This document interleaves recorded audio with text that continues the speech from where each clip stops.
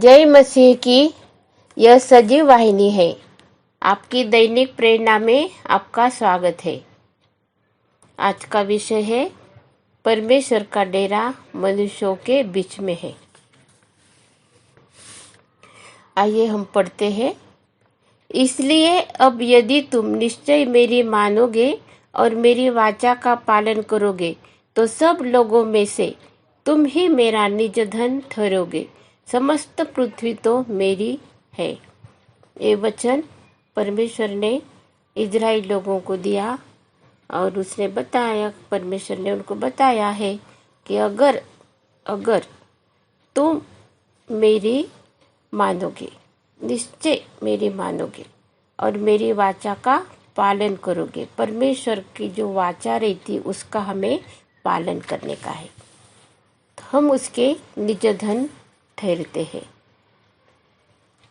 परमेश्वर ने उनको चुना है। संपूर्ण पृथ्वी में से वो लोगों को अपना निज धन होने के लिए चुना है, इजराइल लोगों को।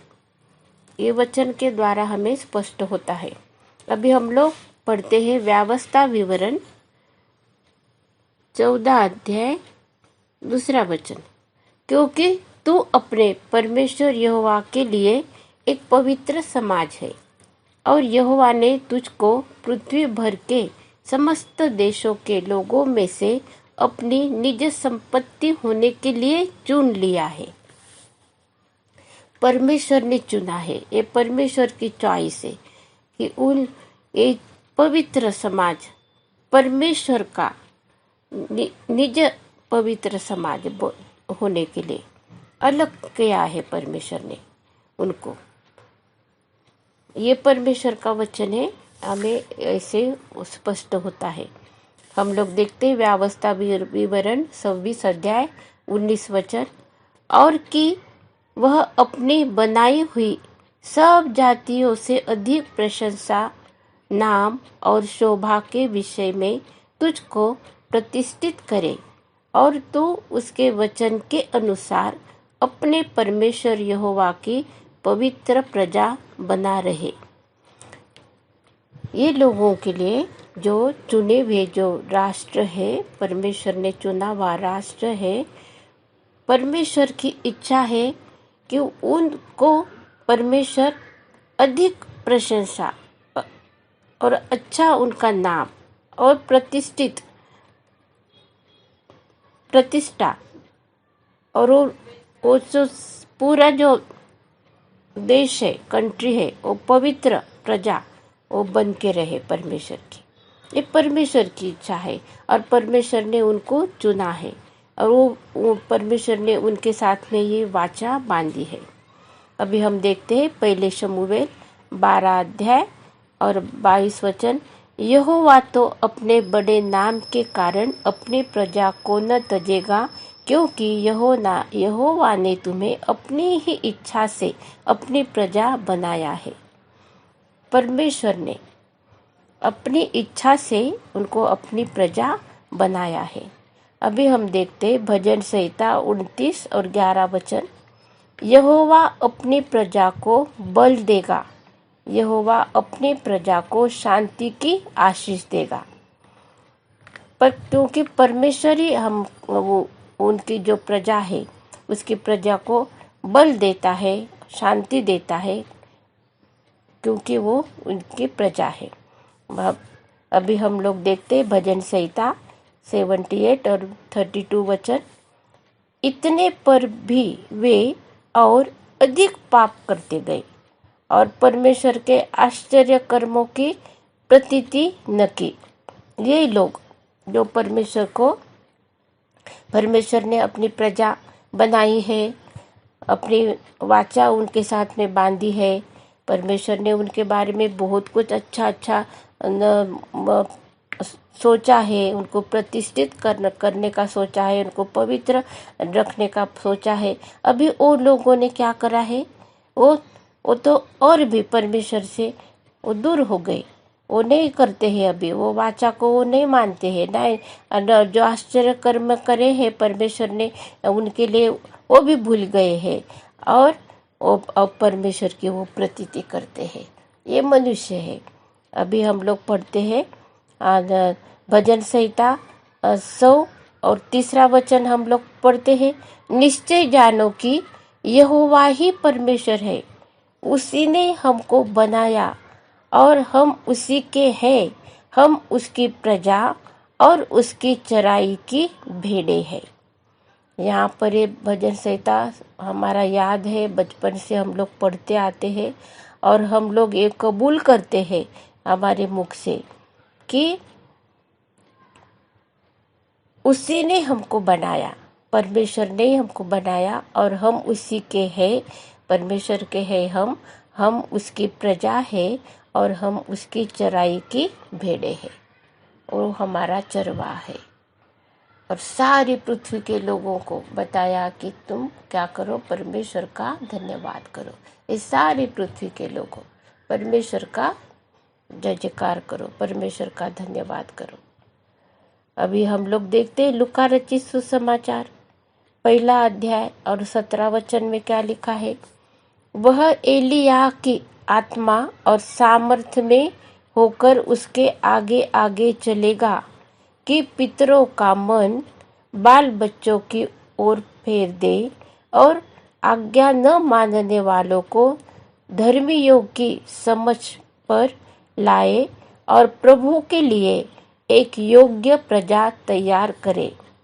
ये यहाँ पर बपतिस्मा करने वाले यूहन्ना के बारे में बताया है। यीशु मसीह का जन्म के 6 महीना पहले ही उनका जन्म हुआ है। परमेश्वर ने उनको भेजा है और उनकी जो मिनिस्ट्री है वो यहाँ पर बताई है। वो क्या करने वाले हैं। वो एलिय्याह की आत्मा और सामर्थ्य में होकर उसके आगे आगे चलेगा। यीशु मसीह के आगे आगे चलेगा। एलिय्याह की आत्मा और सामर्थ्य जो है वो बपतिस्मा करने वाले यूहन्ना है, उनके जीवन में, उनकी सेवकाई में दिखाई देता है। और वो क्या करने वाले हैं। पितरों का मन बाल बच्चों की ओर फेर दे और आज्ञा न मानने वालों को धर्मियों की समझ पर लाए। आज्ञा न मानने वालों को, और पश्चाताप का हृदय उनको मिले। वो संदेश दिया है पश्चाताप का। बुराई को हमको छोड़ना है। हम लोगों को परमेश्वर की ओर हमको हमारे ध्यान लगाना है। हमारा जो विचार है, हमारा आचरण है, उसकी हमको चौकसी करना है, क्योंकि परमेश्वर का राज्य जो है उसमें हमको प्रवेश करना है। और इस प्रकार से हम देखते हैं। और फिर प्रेरितों के काम 15 अध्याय 14 वचन हम लोग पढ़ते हैं। शमौन ने बताया कि परमेश्वर ने पहल अन्य जातियों पर कैसी कृपा दृष्टि की कि उनमें से अपने नाम के लिए एक लोग बना ले। प्रेरितों के काम 15 अध्याय और 14 वचन में यहाँ पर बताया, शमौन ने बताया कि परमेश्वर ने पहल अन्य जातियों पर कैसी कृपा दृष्टि की।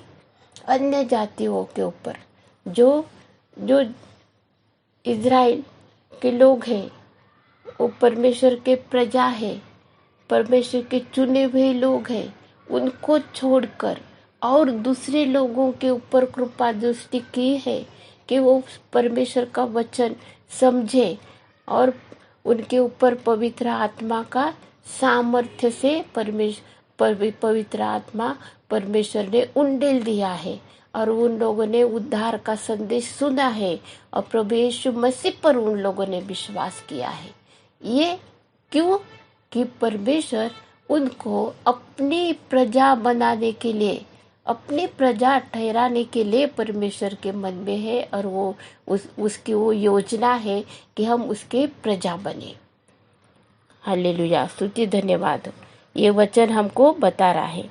और अभी हम लोग पढ़ते हैं तीतुस 2 अध्याय और 14 वचन, जिसने अपने आप को हमारे लिए दे दिया कि हमें हर प्रकार के अधर्म से छुड़ा ले और शुद्ध करके अपने लिए एक ऐसी जाति बना ले जो भले भले कामों में सरगर्म हो। परमेश्वर की योजना हमारे लिए कि हम परमेश्वर के लिए हम भले भले काम करने के लिए उसने हमें ठहराया है। एक अलग से प्रजा परमेश्वर ने बनाई है। ये उसकी इच्छा है। उसकी इच्छा के अनुसार प्रभु यीशु मसीह के द्वारा, प्रभु यीशु मसीह का ये जो राज्य, परमेश्वर का जो राज्य है, जिसकी सुवार्ता प्रभु यीशु मसीह ने बताई है, और प्रभु यीशु मसीह के सेवकाई का जो मार्ग है वो बपतिस्मा करने वाले यूहन्ना ने तैयार करा है। आज हमने जब प्रभु यीशु मसीह पर विश्वास करा है कि हमारे वो परमेश्वर का पुत्र है, हमारे पापों के कारण वो मारा गया है और गाड़ा गया और तीसरे दिन जीवित हो गया है, ये सुसमाचार है। वो सुसमाचार पर जो विश्वास करते हैं उनके लिए परमेश्वर ने एक काम और एक उसकी इच्छा के अनुसार उसने एक झुंड, क्योंकि प्रजा तैयार करने का ठहराया है। और उसमें परमेश्वर ने आपको, मुझे और जितने विश्वासी है और जितने हम लोग तो अन्य जाति में आते हैं, क्योंकि हम लोग तो यहूदी नहीं है। इजराइल देश, इजराइल देश छोड़कर और यहूदी छोड़कर जितने भी लोग हैं वो सब अन्य जाति है। परमेश्वर ने हम लोगों को ये उसके कृपा और उसके अनुग्रह के द्वारा हमें बुलाया है। अभी हम और देखते हैं इब्रानियों की पत्री 8 अध्याय और 10 वचन। फिर प्रभु कहता है कि जो वाचा मैं उन दिनों के बाद इज़राइल के घराने के साथ बांधूंगा वह यह है कि मैं अपनी व्यवस्था को उनके मनों में डालूंगा और उसे उनके हृदयों पर लिखूंगा और मैं उनका परमेश्वर ठहरूंगा और वे मेरे लोग ठहरेंगे। ये परमेश्वर की आशीष है और परमेश्वर पिता हमारे हृदय पर उसके जो लेख है, उसके जो विधि नियम है वो लिखने वाला है। और इज़राइल जो लोग हैं परमेश्वर के चुने हुए लोग हैं, उसकी इच्छा के अनुसार है। परमेश्वर पिता उसके इच्छा के अनुसार उनके साथ में ये सब बातें उनको आशीषमय करने वाला है। अभी हम लोग देखते हैं 1 पतरस 2 अध्याय 9 वचन। पर तुम एक चुना हुआ वंश और राज पदधारी याजकों का समाज और पवित्र लोग और परमेश्वर की निज प्रजा हो, इसलिए कि जिसने तुम्हें अंधकार में से अपनी अद्भुत ज्योति में बुलाया है उसके गुण प्रकट करो।